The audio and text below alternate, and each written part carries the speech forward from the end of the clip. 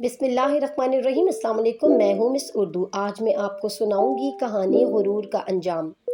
Italy का एक बादशाह हुकूमत और दौलत के घमंड में गरीबों से बात तक करना पसंद नहीं करता था, इसीलिए अक्सर लोग उसे पसंद नहीं करते थे। एक दिन ये बादशाह शिकार करते हुए अपना घोड़ा दौड़ाता हुआ इतनी दूर निकल गया कि नौकर चाकर सब बिछड़ गए और बादशाह अकेला रह गया। इतने में एक किसान ने बादशाह की रुकाब पकड़ ली। इस किसान की शक्ल हूबहू बादशाह से मिलती जुलती थी। फर्क ये था कि उसकी पोशाक और हालत गरीबाना थी। किसान ने अर्ज किया, बादशाह सलामत, मैं 3 दिन से हुजूर की सवारी के पीछे भूखा प्यासा चला जा रहा हूँ, मगर कोई मेरी फरियाद नहीं सुनता। बादशाह ने गरीब के मैले कपड़े देखकर झट एक कोड़ा लगाकर सामने से हटा दिया कि चल दूर हट, हम गरीब आदमियों से बात नहीं करते। गरीब किसान कोड़ा खाकर हट तो गया, मगर फिर भी आहिस्ता आहिस्ता घोड़े के पीछे पीछे चलता रहा, यहाँ तक कि बादशाह एक तालाब पर पहुंचकर घोड़े से उतर गया। बादशाह ने भाग दौड़ एक दरख्त से अटकाई, ताज और कपड़े उतार कर एक तरफ रखे और नहाने को तालाब में उतर गया। ये तालाब ऐसे नशेब में था कि नहाने वाले को ऊपर का आदमी नजर नहीं आ सकता था।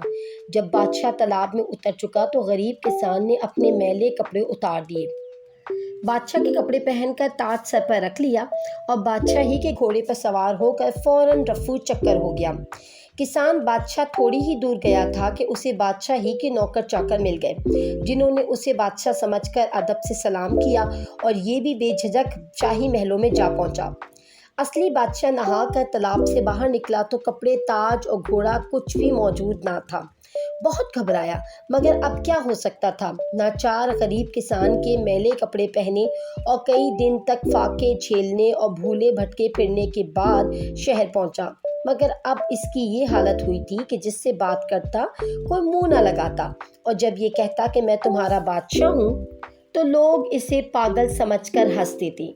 2-3 हफ्ते इसी तरह गुजर गए और बादशाह सख्त परेशान हो गया कि इतने में इस पागल का किस्सा बादशाह बेगम ने भी सुना, और जब बुलवाकर उसके कपड़े उतरवाए तो सीने पर तिल का निशान देखकर उसकी सच्चाई की तस्दीक की। किसान ने असली बादशाह की यह हालत देखकर कहा, क्या तुम वही शख्स हो जो दौलत और हुकूमत के घमंड में गरीबों की फरियाद तक ना सुनते थे? उसी की सजा देने को मैंने ये सब कुछ किया।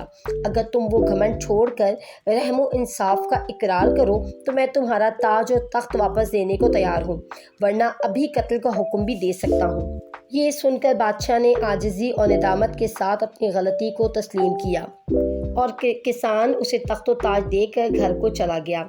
जिसके बाद बादशाह ने अपनी आदतों की इस्लाह कर ली और चंद ही दिनों में नेक नाम मशहूर हो गया।